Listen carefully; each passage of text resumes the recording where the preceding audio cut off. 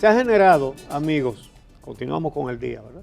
Se ha generado una discusión con el sometimiento a la justicia de militares de alto rango, cabezado por el mayor general Adán Cáceres, ex jefe del cuerpo de ayudantes militares del presidente en el gobierno pasado y jefe de la escolta del expresidente Danilo Medina.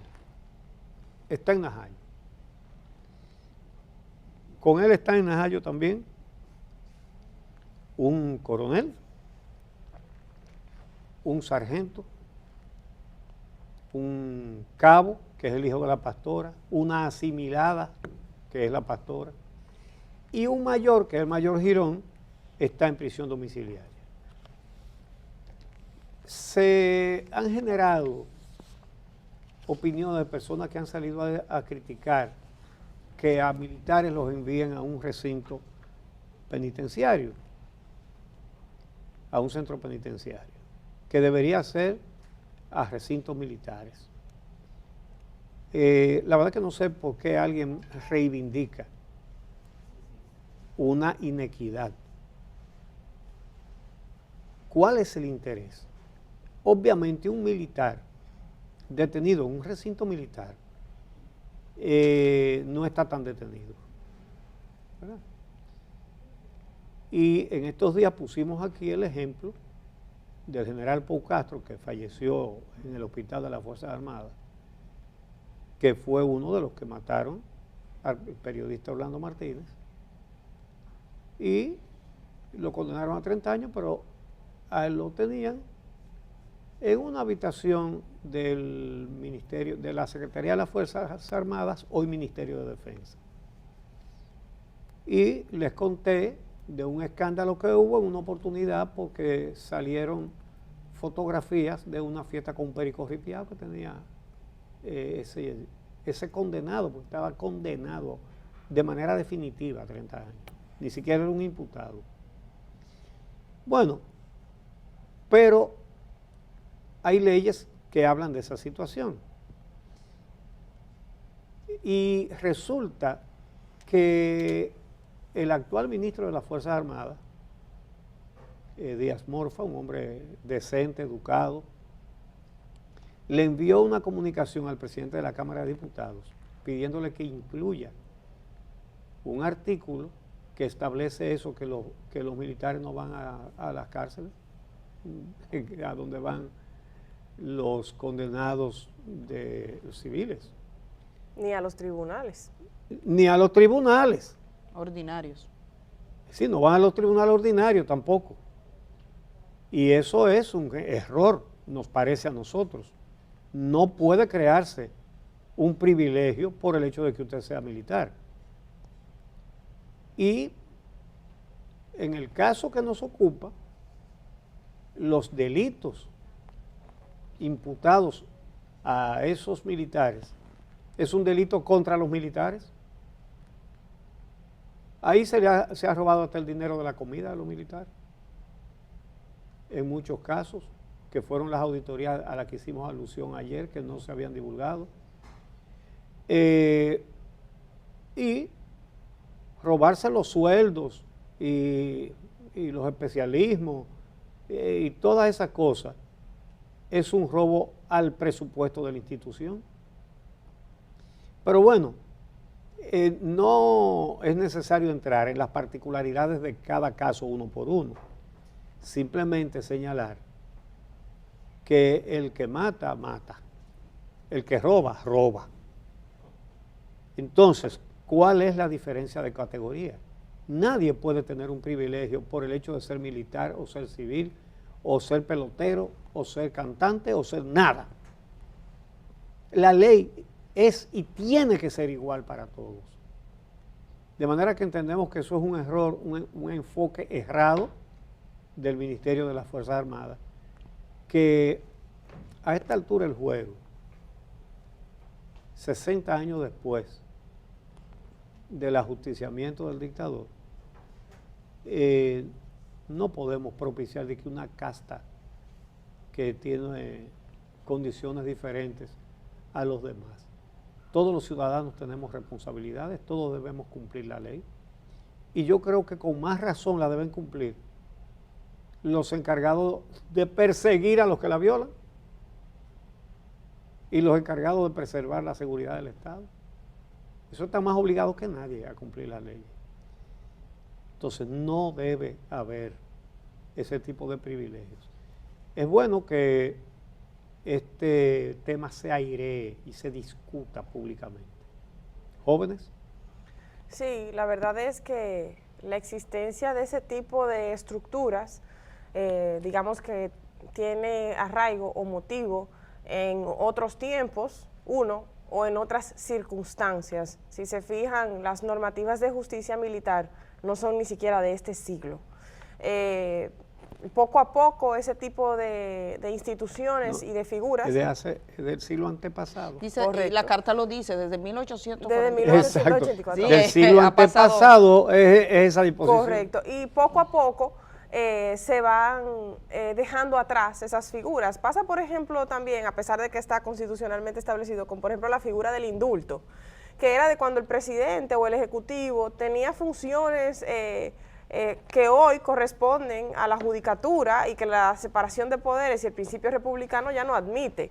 Y poco a poco esas figuras se han ido dejando atrás. Por eso, precisamente, a pesar de que el Código Penal Dominicano, también de otro siglo, tiene el artículo 5 que hace esa excepción de que el Código Penal es para un sinnúmero de infracciones, pero no para aquellas infracciones militares, vamos a decir, el Código Procesal Penal, que no es lo mismo que el Código Penal. Que es el artículo que ahora se quiere restablecer. Correcto. Porque no está.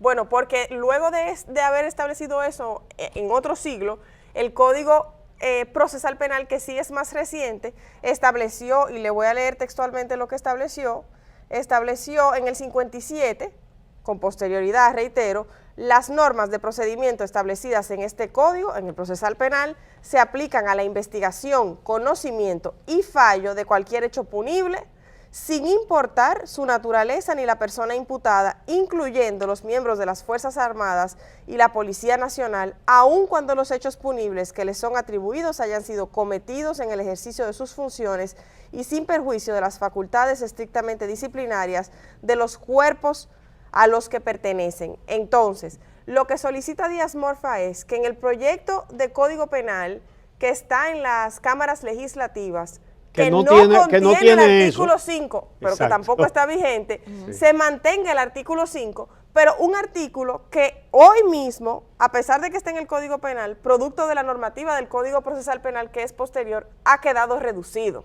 ¿Reducido a qué? Reducido, por ejemplo, en su ámbito o alcance a lo estrictamente militar, cuando dice, y sin perjuicio de las facultades estrictamente disciplinarias de los cuerpos a los que pertenecen, 1. Y 2, que ni siquiera en esos aspectos están al margen de las normativas procesal penal, puntualmente, porque ahora tienen que regirse no por los procedimientos establecidos en las normativas militares, sino por los procedimientos establecidos en la ley ordinaria, que sería el Código Procesal Penal. Entonces se le redujo el ámbito y se le eliminó la posibilidad de que esos procesos se rijan bajo normativas procedimentales militares al margen de las normativas procedimentales ordinarias. De revivir ese artículo, el artículo 5, Carolina, por ejemplo, se podría pensar que lo que pasó con Sestur sería de incumbencia militar nada más. Bueno, habría que ver. De cualquier forma, lo que sí pasa con ese tipo de asuntos es que hay que discutir, si un robo cometido por un militar lleva el mismo proceso, la misma sanción y va a la misma justicia que un robo cometido por una persona de a pie. Ah, no, pero el ladrón, y eso es inaceptable en una república. Pero como que el ladrón lo donó.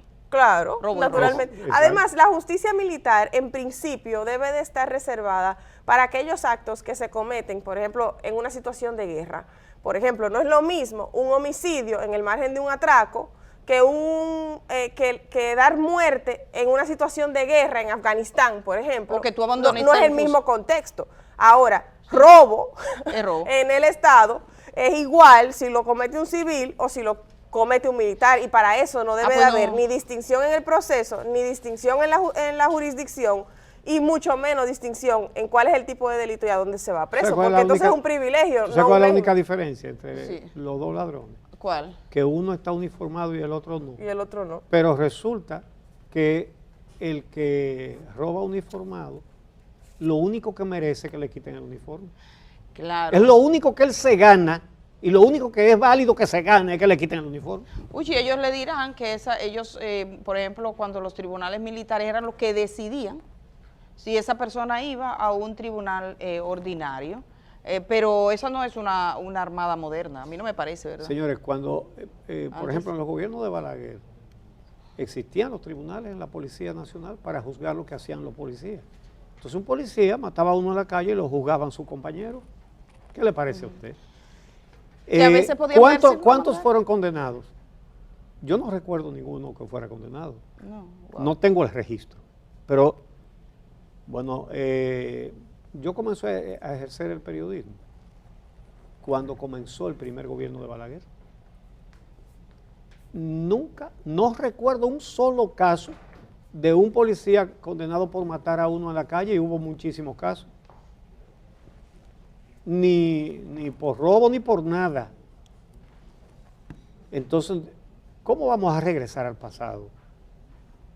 Esto es una democracia que se va puliendo, que tiene muchísimos defectos todavía, pero se va puliendo poco a poco. Vamos a seguirla puliendo, no le demos para atrás, no pongamos la reversa,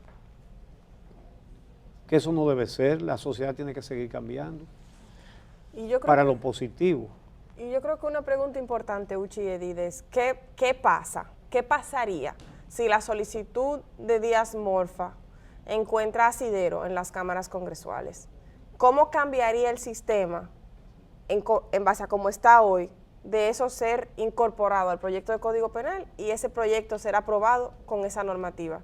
Pues hoy, tras las modificaciones que introdujo el Código Procesal Penal a ese artículo, que se quiere resucitar, digamos, podemos ver a militares que han cometido o que se alega que han cometido irregularidades criminales ir a la justicia como va cualquier ciudadano.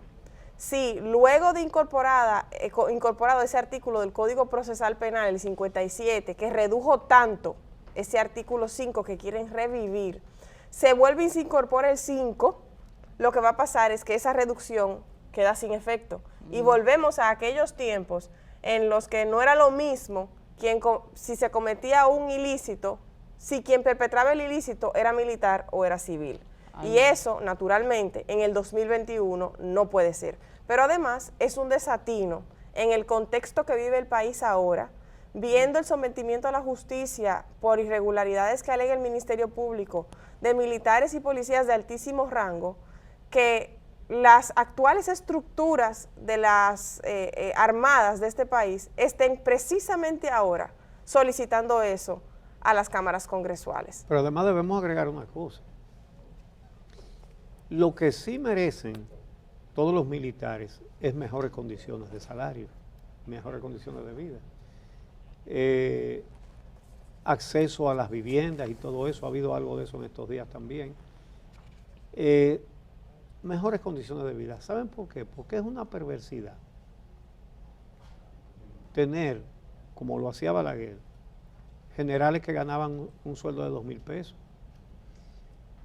Claro, 2,000 pesos para la época era más que 2,000 pesos de ahora, pero era un sueldo de hambre para un general, eso era lo que ganaba un general. ¿Y a qué se prestaba eso? A la manipulación. Entonces, un general no podía vivir con el sueldo que tenía, mucho menos un raso con el sueldo que tenía. Pero ¿qué hacía Balaguer? Que entonces le hacía favores.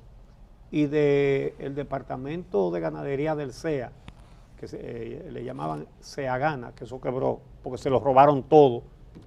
No quedó un chifle de una vaca.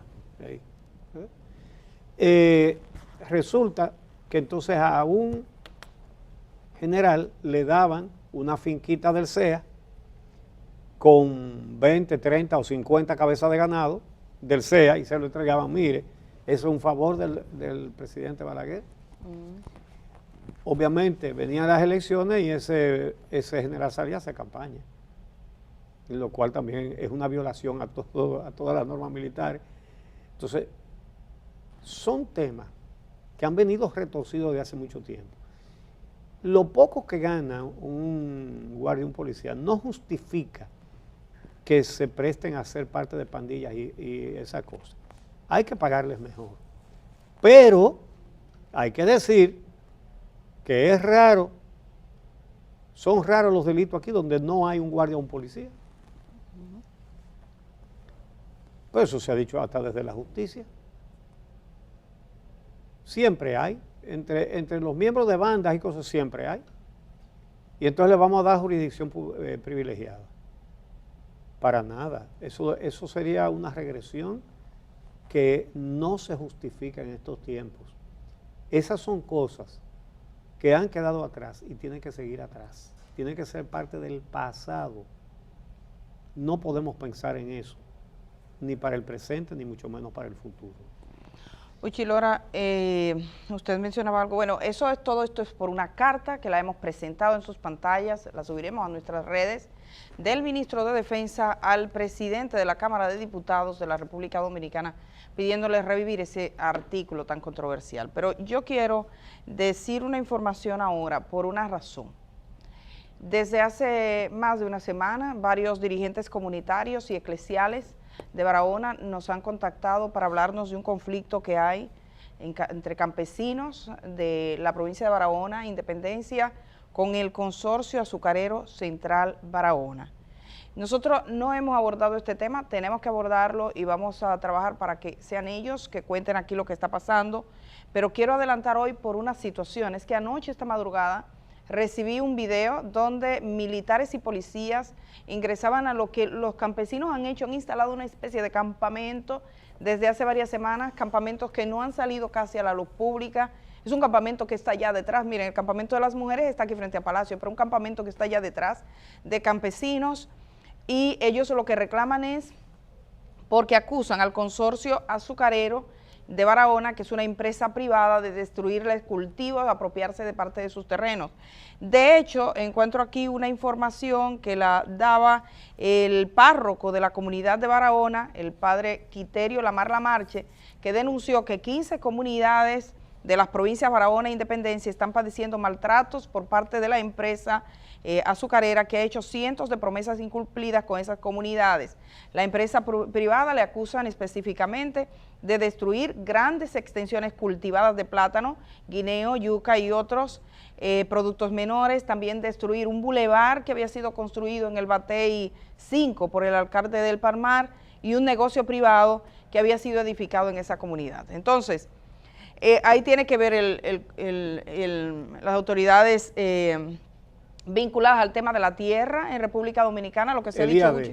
Sí, el IAD, que le han Pero lo que quitado. lo que dicen es que las actuales autoridades del IAD lo que hacen es que se reúnen con los dueños de la empresa. Así es, hay problemas. Y los campesinos están, bueno, lo han soltado en banda. Ahí hay que ir a investigar para ver cuál es la situación y ver quién tiene la razón. El director del CEA había dicho, la inversión extranjera, todos nosotros tenemos el deber de protegerla, tengo que asumir la responsabilidad de hacer cumplir ese contrato. Bueno, hay que proteger la inversión extranjera, hay que proteger a los dominicanos también, sobre todo a los más pobres. Y sobre todo a los pobres que viven de su trabajo físico, los que se fajan a labrar la tierra. Eso hay que protegerlo. La inversión extranjera, así como no. Primero, el trabajo de los dominicanos. Y lo estoy diciendo hoy porque recibí de un dirigente importante de Barahona anoche este video, y no después lo presentamos, no tenemos para la edición, pero porque está muy accidentado el video, pero se ve policías con los campesinos, militares, no sé qué pasó al final, porque fue esta madrugada, no pude hablar con esa persona, pero me ponía algo así como, Edith, puede ocurrir una tragedia, por favor no lo permitan. Entonces estamos haciendo un llamado a las autoridades nacionales para que verifiquen, yo no sé bien, no conozco todo el problema, pero para que verifiquen, porque esa es la lucha del huevo y la piedra, o sea, entre campesinos y un gran consorcio, que es estimado por los funcionarios como inversión extranjera, ya ustedes saben quiénes se fuñen. Entonces, eso es importante. Que se le llama inversión extranjera, y hay inversión extranjera, pero hay más inversión dominicana. Sí. Porque es en tierras del Estado Dominicano, y es en un ingenio azucarero del Estado Dominicano. Entonces, hay inversiones extranjeras e inversiones extranjeras.